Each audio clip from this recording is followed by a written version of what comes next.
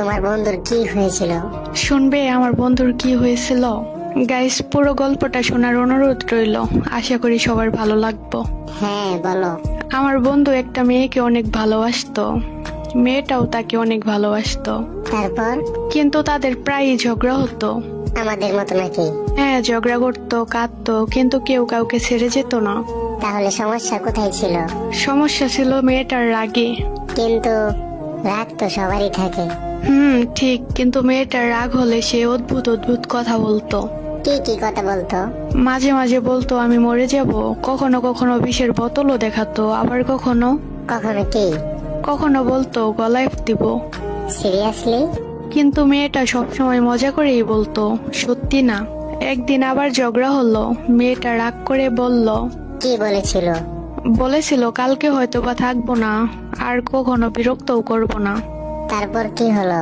মেয়েটা অফলাইন হয়ে গেল। ছেলেটা পাগলের মতো মেসেজ দিতে লাগলো।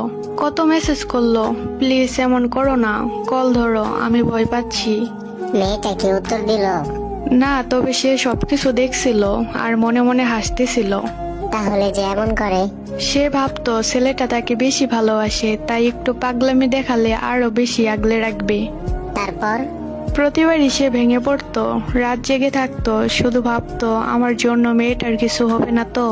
ছেলেটা কি খুব ভয় পেত? ভয় পেত, কারণ ছেলেটা জানতো মেয়েটার একটু রাগ বেশি। ছেলেটা কল দিল, মেসেজ দিল, কাঁদলো। সে ভাবলো আজ সত্যি একটা কিছু হয়ে গেছে। তার মনে হচ্ছিল মেয়েটা সত্যি আর এই পৃথিবীতে নেই। তারপর? গভীর রাত, সবকিছু নিঃশব্দ, মাঝে মধ্যে বাড়ির পাশ দিয়ে রেলগাড়ি যাচ্ছে। তারপর?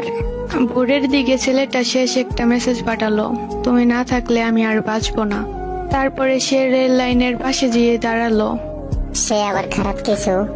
রেলগাড়ির শব্দ আর মেয়েটার নিঃশব্দ। ছেলেটার বিবেক বুদ্ধি চেতনা নষ্ট হয়ে গেছিল। কয়েক মিনিট পর ট্রেন এলো, আর সে। তারপর? তারপর মেয়েটা প্রতিবারই ঘুম থেকে উঠে মেসেজ করে, বলে জান সরি, রাগ করো না। কিন্তু ছেলেটা তো আর রিপ্লাই দেয়নি।